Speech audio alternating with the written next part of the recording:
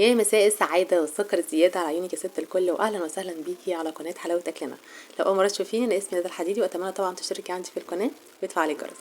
النهاردة هنعمل الكيكة القمر اللي قدامكم دي، وهنستعمل بس بيضتين وهي تطلع مظبوطة، طعمها حلو، الهشاشان بتاعها حلو، بصي تحفة. وهنعمل كمان طبق المحشي اللي قدامكم ده، طبق يستاهل مليون لايك يا جماعة لأن كان طعمه خطير.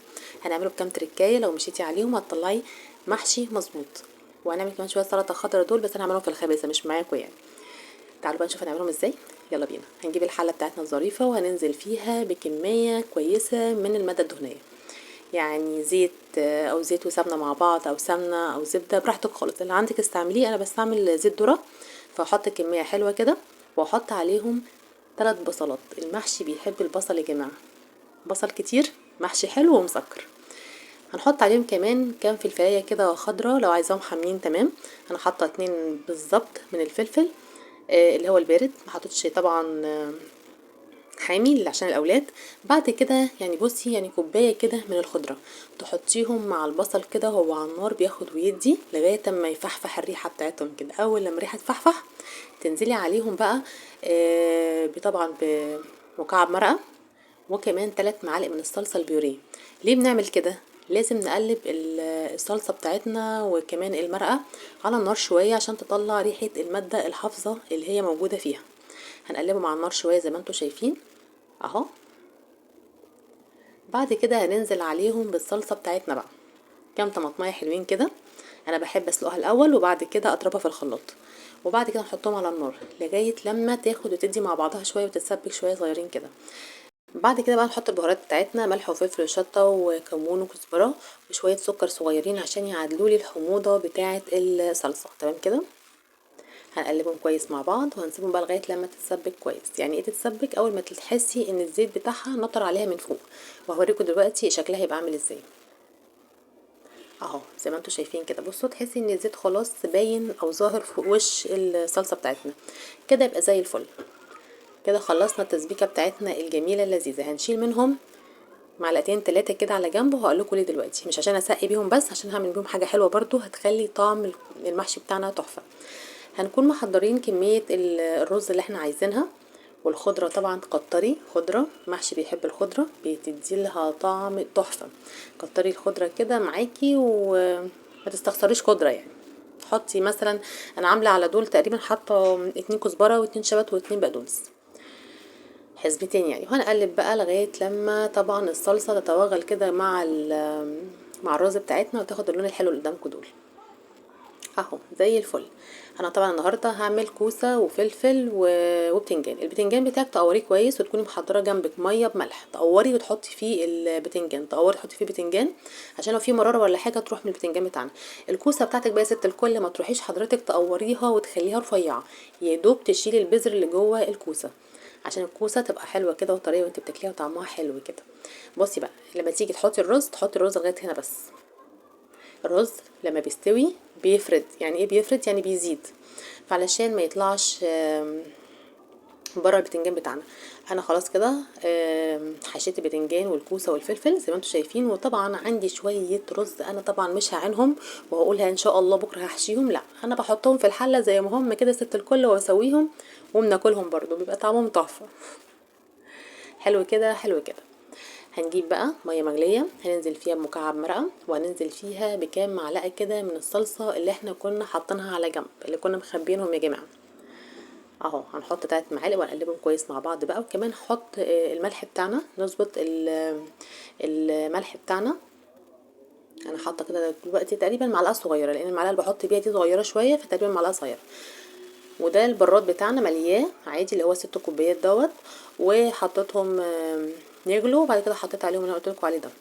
بصي بقى، لما تيجي تحطي الميه في البتنجان تسيبي ربع البتنجانيه بس من فوق، هو اللي مفيهوش ميه. اما في الكوسه تحطي نصها بس ميه، يعني توصل الميه لغايه نص الكوسايه. ليه بقى؟ لان الكوسه بتاعتنا بتنزل ميه، فعلشان ما يتهريش منك محشي الكوسه.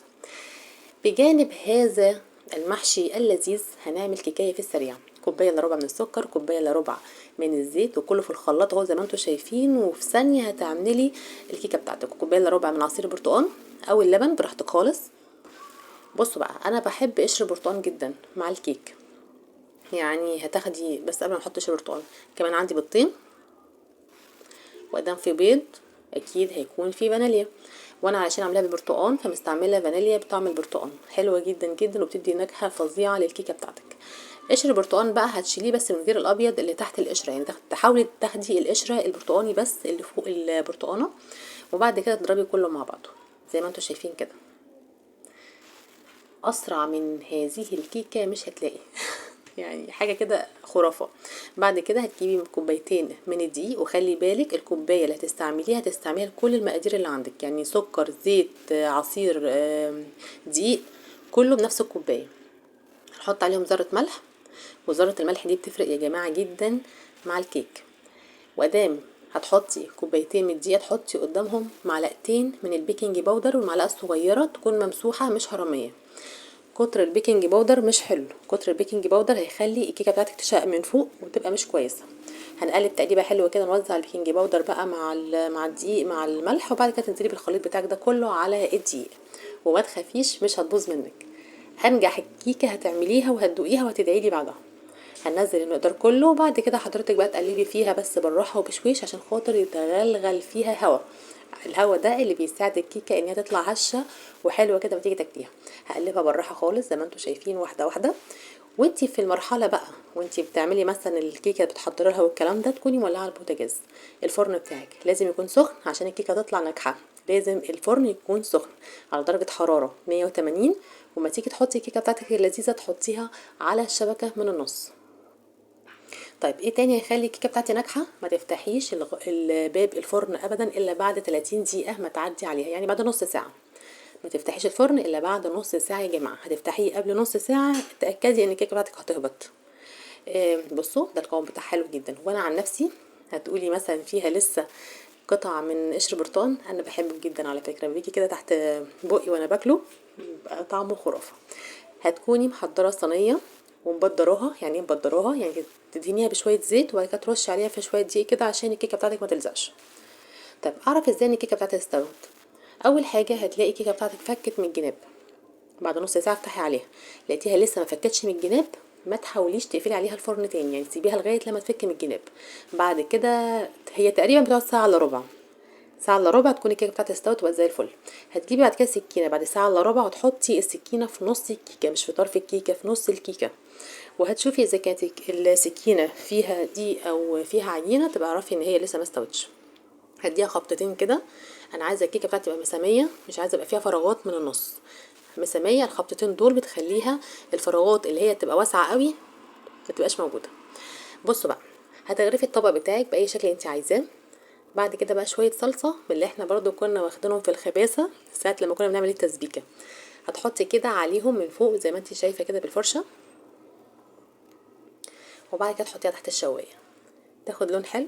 ممكن تجمعيها زي ما انت عايزه، انا بديها بس يعني ايه لمسه كده تاتش يعني بسيط. طعمها بيفرق معايا كتير والاولاد بيحبوها جدا. زي ما انتم شايفين اهو. يا رب بس اللي وصل معايا لغايه هنا يحط لي لايك حلو بايده، وبعد كده يكتب لي كومنت حلو كده صغنون، ويقول لي اسمه في كومنت عشان ارحب بيه ان شاء الله المره الجايه. يا رب بس الوصفات بتاعت النهارده تعجبكم وتكون خفيف على قلوبكم. بصوا بقى، بصوا الكيكه بتاعتي، يعني هي الكيكه عفوا يا جماعه سمكها مش اللي انتوا شايفينه ده، السمك هوريه لكم دلوقتي شكله ايه. طبعا بقى ما تنسيش شويه سلطه خضراء كده جنب الموضوع، لان مفيش اي بقى مفيش زفر يا جماعه، مفيش ولا لحمه ولا فراخ ولا اي حاجه، بس مش اشكال المهم الطعم واللمه الحلوه. بصوا ده دلوقتي ارتفاع الكيكه بتاعتنا، شوفوا عامله ازاي هشه وجميله وطعمها حلو وطريه. جربيها بس مش تندمي، تحفه. وعفوا يا جماعة جدا جدا جدا على الأصوات اللي طالعة في الفيديو الناس في الشوارع دلوقتي خلاص امتحانات عندنا، فالأولاد مالية الشوارع. ربنا يا رب ينجحهم كلهم. يا رب يكون الفيديو النهارده انا رضاكم، اكون خفيفه على قلوبكم. اشوفكم المره الجايه على خير في وصفه جديده من وصفات حلاوه اكلنا مع ندى الحديدي في حفظ الله ورعايته. مع السلامه.